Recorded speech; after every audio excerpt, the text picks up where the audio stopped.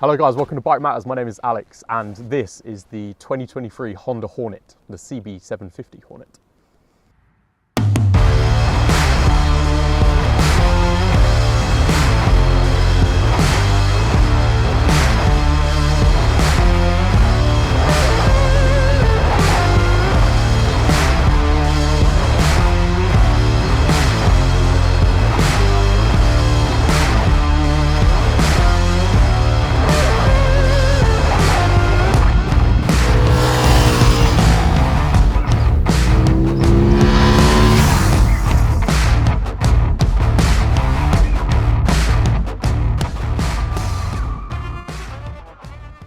So we've taken this one to the beach today. We're in Dunwich in the Norfolk, sort of Suffolk, Norfolk area. And this bike has been truly incredible to ride. I've really enjoyed having this one in. It's going to be a first impressions sort of ride review. Both myself and Felix have been on this one for about a week or so now, and we'll do a full wrap-up video of it. But this bike has been really fun to ride, I've got to say. We first saw it at EICMA, and of course you'll know the Hornet name. It's from 1998, so it's been a good 25 years that the Hornet has been out and about, and it was a hugely popular bike back then. And I think Honda are going to be pretty secure in knowing that this bike is going to do very nicely as well, especially in this lovely yellow colour. Now the bike itself retails at £6,999, and I've seen on social media actually quite a lot that this £89 per month figure is floating about. So you can get one of these for under £100 a month. Obviously then you chuck in your insurance from Lexham Insurance, and you're going to be riding around on this. And that's incredible to me. It's really good value. This is one of the cheaper ones in the naked segment as well. You consider the MT-07s, the Tridents, and they're all over the £7,000 mark. So the Honda Hornet to me comes in at a really nice, decent price point, and you get a fantastic bike for that. Of course, as I say, we saw this one released at EICMA last year, and that was alongside the Trans Alp, so it was a sort of resurrection of two classic names. And the Hornet is, of course, the first one that we're riding today. I will say as well, when I first saw this Hornet come out, the concepts before the final reveal showed a bike that was really angular, sharp, and really different. And the final reveal showed this bike which was a little bit less angular and a little bit more safe in a way. In person, I think this bike is actually very good looking. It's quite compact, it's quite small, nice and sharp still, but it's got a different look to it. You might recognise some of the sort of CB500 accents to it, but to me, this bike is really good looking. And as I say, this yellow is seriously nice as well. You've also got colour options of white and red, black and red, there's a grey option.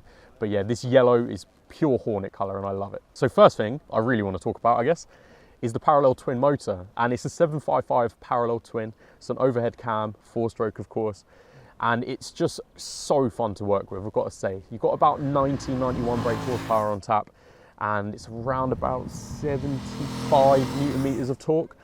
And this thing is just so incredibly torquey, and just the mid-range and the speed you can get on this is so good. It's got a 270-degree crank as well, so it's something I was quite interested in, the uneven firing order, is how much character is a parallel twin going to have. As you know, we've seen a lot of bikes with parallel twins, and they all have some sort of character, but some of it is lost when you don't have the inline four scream that a Hornet used to have. This parallel twin though, incredible fun to ride with. You've got 4 rider modes, you've got sports mode, standard mode, rain mode, and a user mode which you can configure with the Honda selectable torque control. It's got wheelie control and bits like that. And if you have it in sports mode, it's so reactive. Sometimes a little bit too reactive, I will say. When you're rolling on the throttle, like mid-corner or roundabout, you can get a little bit too much of the throttle coming in mid-corner. So there's a lot of clutch action going on if you're coming out of a roundabout, for example, in sports mode. That's not quite as apparent when you ride in standard or rain mode, because the throttle is a little bit less reactive. But when you then twist on, for example, in rain mode, as the revs get higher, it still has a nice bite to it. I've been riding, for the most part, in sports mode. Did have a little jaunt in standard mode just to see what the differences were. But sports mode is where all of the fun is had on this bike. And the front wheel does get very light very quickly. And having ridden the MT-07 and the GSX 8S, which are going to be natural competitors for this, this front wheel wants to lift more than any bike that I have ridden in this sector. So the engine, top marks for me, I've got to say. Sort of moving away from that and sort of handling and the rideability of the bike, there's a new frame here, and it just feels so nice to chuck in side to side in corners. If you've got the weight on the mind, it's 190 kilograms, and when you're going in, sort of chucking into a corner on a twisty road, it just reacts sort of almost too well. Sometimes it can feel a little bit twitchy in a way. The suspension does play to that as well, where it's quite sort of firm and rigid when you're bouncing around. But overall, the handling and control of this bike is out of this world. You know, you jump on it, and even if you think, oh, I'm just going to have a nice gentle ride, it's the sort of bike that then makes you want to ride really fast and really hard. So a lot of fun to be had. So sticking with the frame of thought of the suspension, now you've got the 41mm upside down shower forks with the separate functionality there. When you're riding around on the front suspension, it does get a little bit firm, but it's nothing that really unsettles the ride. I mean, mid-corner, the feel is fantastic, and you can still chuck it side to side and know that the forks are going to be soaking up most of the uneven terrain that you find in the UK. At the rear, you've got a preload adjustable single shock, and that's one that you can dive into with the little toolkit as well that you get in the rear compartment. And at the rear, I found the suspension quite nice, I've got to say. There's been no moments where I thought that this suspension setup isn't right. Of course, there is better suspension out there in terms of adjustability ones where you can adjust the sort of front for preload compression and damping, and even then the semi-active suspensions of the world. But for what I'd say is a budget bike, this bike certainly is premium in the way that you're set up on the bike. It's a 795mm saddle as well, so basically anyone can get on this and be comfortable. Myself and Felix are both taller riders, but we've both jumped on this, and whilst it is quite compact and you sort of feel the rear seat digging into your back sometimes because you're just in that position, for the most part I've had no complaints about riding this bike and the comfort at all. I know, having recently ridden the MT-07, I did find that quite small and I did feel a little bit too big for it, but I can't say the same with the Hornet. I've actually felt quite comfortable on it. I've seen some other reviews as well where people say that the Hornet does feel quite small to them, and it's definitely a smaller bike, don't get me wrong, but I'd happily ride this for 200, 300 miles in a day and come off and know that I'm not going to have any problems at all. I've ridden this bike all weekend and it's been great fun. I've not come off with any complaints whatsoever. And the pegs are pretty much directly underneath you. They're a little bit set to the rear, so you do get a bit of a sporty feeling. But for the most part, it's a true naked, sort of almost street fighter bike where you just know that you're going to be able to chuck this bike around the corners and do what a Hornet has always been good at, which is riding around and just being a bit of a menace, really. I will just throw in as well, the wheelbase is 1420mm and it does feel quite compact. The shorter wheelbase does mean that it wants to be chucked around a lot, and especially when you crank on the throttle in sports mode, that does mean that the rear just is sat planted and the front is coming up a little bit. Again, depends how you ride. If you ride in standard or rain mode and you controlled with your riding, the front wheel is not going to come up. If you sort of ask it to do that in a controlled environment, then it will do it easily. You've got 17-inch wheels on this, and it's Dunlop Road Sport 2s, and they're very grippy, very good tyres, and very good as a OEM tyre that comes with the bike.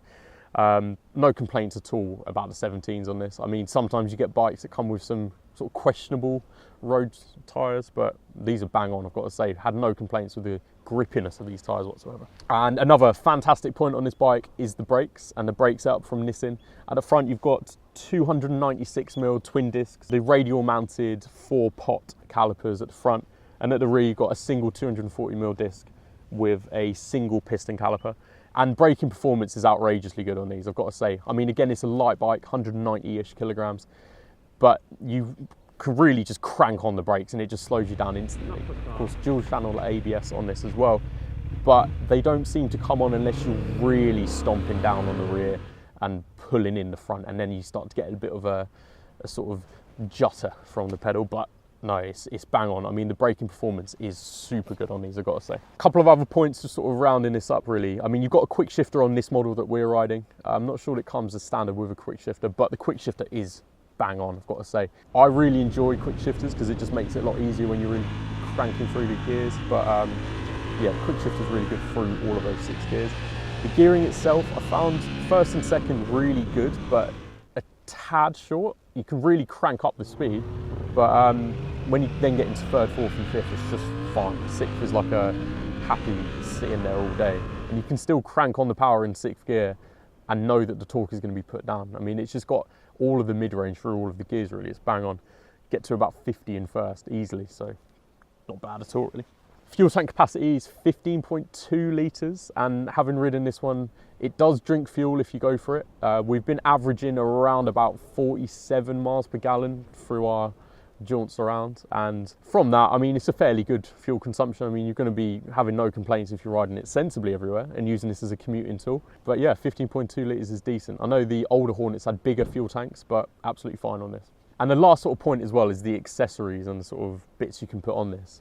You know, you can get like a pannier setup on this. You can get tank bags, you can get all sorts of manner of accessories. And of course, if you're looking at £89 a month, you've probably got a little bit of room in the budget to chuck some accessories on. The stock exhaust on this sounds beautiful, I've got to say. For a parallel twin and something that looks pretty stock, it sounds not stock at all. And that's really impressive for a Euro 5 bike. A lot of them go quite muted, and especially top speed style, you can't really hear anything at all on some bikes. But on this one, beautiful, I've got to say. Sounds so nice.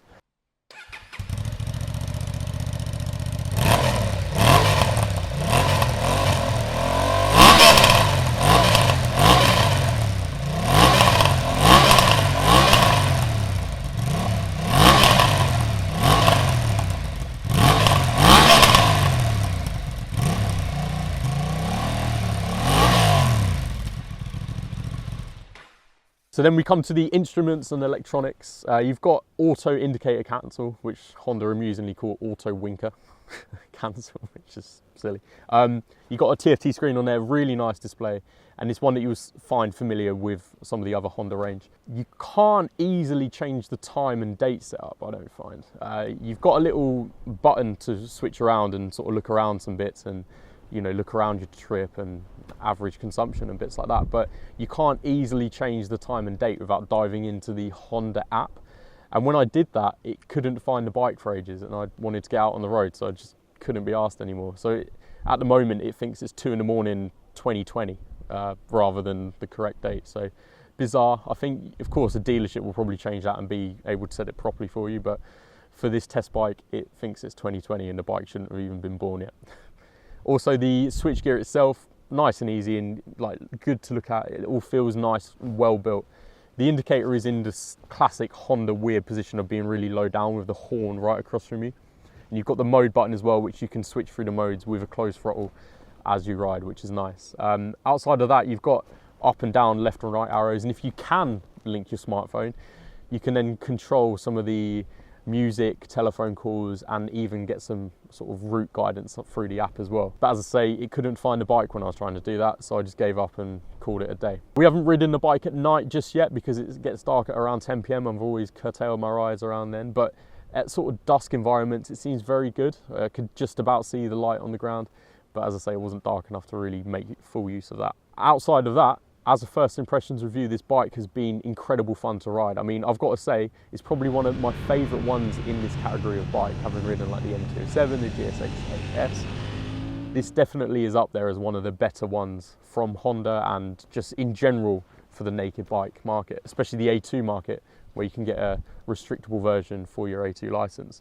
Been very impressed by this bike, and especially at the budget price, it's bang on. A few things I don't necessarily like. I mean, the Tetchy throttle was a bit annoying. It's like a ride-by-wire one, so it shouldn't really be like that, but it's been pretty good for the most part. But you just have to get used to it when you're riding along. And outside of that, I mean, there's nothing that really flags up as a huge issue. It's just a very enjoyable bike to ride. But stay tuned for more from the Honda Hornet. This is going to be, as I say, followed up by maybe a couple of other videos, at least a final thoughts video where I'll be riding it around. But in any case, thank you so much for watching. Leave a comment down below of what your favourite naked bike is at the moment, and if it is the Honda Hornet, if you like the style of it. Leave a like, subscribe if you haven't already to Bike Matters, and I will see you on the next video. Ciao.